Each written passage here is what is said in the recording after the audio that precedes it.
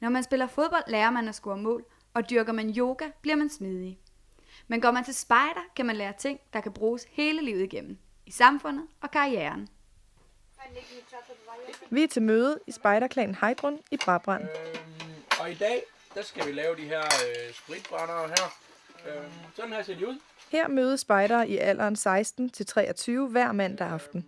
Og vi har samlet en masse dåser til at lave dem af derovre. Og det består i princippet bare af en bunddel og en midterdel og en topdel og en masse huller. Morten Bjerg Larsen er leder af klanen, og han har været spejder de sidste 17 år. Og så der var en af mine kammerater fra børnehaveklassen, tror jeg, der sagde, at han skulle til spejder, og så spurgte han, om ikke jeg ville med. Og det tog jeg med til. Og så har jeg været her lige siden. Så har vi Blå Sommer, 99, 2004 og 2009, som er vores landslejr. Det er for det meste der omkring konfirmationsalder, lige der omkring, hvor det skiller overgangen fra det, der hedder junior til trop, som er 14 år, der omkring 13-14 år. Og enten så bliver man ved, eller også så gør man ikke. Jeg tror, ligegyldigt hvem det er, så hvis man bliver der efter det, så bliver man hængende for evigt. Og hvis man stopper der, så er det ligesom bare det. Så er der apokalypseløbet, hvor man enten jager eller bliver jaget. Så de mindre spejdere, de bliver jaget af os ældre spejdere. Så jeg tror 90% af min vennekreds, det er spejdere. Så det giver rigtig meget inden for venner og fællesskab. Og så synes jeg, det giver en masse udfordringer. Der er masser af spejderløb, hvor du kan blive udfordret fysisk og mentalt. Vi har Solaris-løbet, som nok er Danmarks hårdeste løb. Spejderbevægelsen har eksisteret i Danmark siden 1910. Den kommer til fra England, hvor ophavsmanden Lord Robert Baden-Powell overførte sine erfaringer fra militæret. Han havde brugt nogle drenge som scouts, altså som slags stifinder. Den idé kunne han godt tænke sig at bruge på de drengebander, som han så rent rundt og gjorde London utryg i de fattigere kvarterer. Kan man ikke lave en rekorderlig med bær? Rekorderlig med bær? Det så jeg, du kan selv hoppe op og kigge. Spejderbevægelsen er i dag inddelt i 5 forskellige korps, der voksede frem til 1970'erne. På det tidspunkt havde det danske spejderkorps alene 30.000 medlemmer. Herefter begyndte medlemstallene at falde.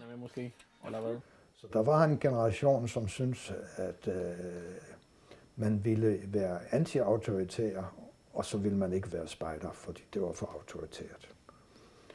Så jeg tror, vi tabte en generation der, og dermed gik det nye danske spejderkorps, som jo var en sammenlægning af vel måske omkring 15.000 i hver, til ca. 30.000, den raslede nedad, og raslede det måske så meget sagt, den gik noget nedad til omkring de 20.000, som vi er i dag. Men jeg tror, der er vækst i dag. I de seneste 2 år har det danske spejderkorps oplevet en stigning i medlemstallene. En stigning, der primært skyldes en modernisering af korpset. Man er begyndt meget mere at bruge internet og telefoner og GPS'er og sådan noget. Vi har meget mere inden for spejderløben, der bruger man GPS til at finde vej og sådan noget. Og der findes et spejderløb, der foregår interaktivt på nettet. Så det handler om, at man får en opgave udstukket, og man tilmelder sig, og så løser man den her opgave, og så enten filmer man det, eller tager billeder af det, og lægger det ind på nettet. Det danske spejderkorps, det var det samme, som jeg var medlem af i 50'erne. Hold da op. Ja, men det har også holdt længe. Jeg var medlem af en patrulje, der hedder Chokes. Okay. Og hvor vi havde et patruljeår. Ja. Vi har været ude og låne en uniform fra det danske spejderkorps, for at finde ud af, hvad folk på gaden synes om de danske spejdere.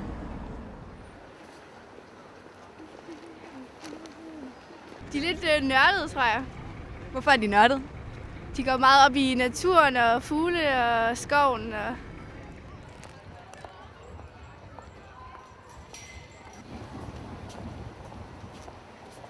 det er sådan nogle små naturnørder, som bare sidder ude i skoven og med deres kniv i bæltet og snitter pinden og laver bål.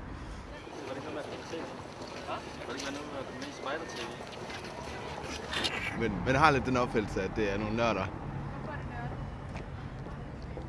Fordi at man for eksempel kan få et mærke ved at gå rundt i shorts om vinteren og sådan nogle hikes og sådan noget. Det er da lidt nørdet. Fordommene lever altså. Men det kan undre, når spejdernes aktiviteter faktisk har vist sig nyttige og efterhånden meget brugte i erhvervslivet. blot under dække af en mere fængende betegnelse. Jo, men jeg tror, at der er rigtig mange af de teambuildingsaktiviteter, som sker rundt omkring i erhvervslivet, som har helt tydeligt sådan afsæt i spejderbevægelsen. Altså det er mange af de samme ting, der sker.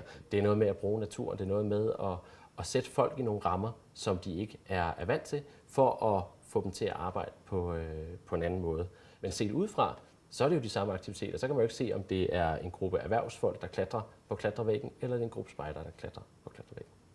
Virksomheder betaler jo i tusindvis af kroner for at komme på de her kurser, hvor vi afholder det stort set gratis. Når de nu umiddelbart har så mange kvalifikationer, er det også værd at overveje, om man vil ansætte en spejder, når der skal findes ledere til erhvervslivet. Hvis man skal vælge mellem to kandidater, der sådan på papiret er identiske, så vil man måske nok foretrække den, der er spejder, fordi der kan man nogle andre ting. Og man lærer meget om ansvar og noget om, hvordan man skal styre en gruppe, og hvordan man skal planlægge ting og sager og sådan noget, så jeg kan bruge det alle andre steder end spejder også, synes jeg egentlig. Der har jeg jo lært en masse ting om, hvordan man udvikler en idé fra idéfasen igennem planlægning over til noget gennemførsel og ud i noget evaluering til sidst. Og selvom jeg måske ikke tænker sådan over det direkte, så ligger det stadig i baghovedet, alle de her ting, jeg har lært.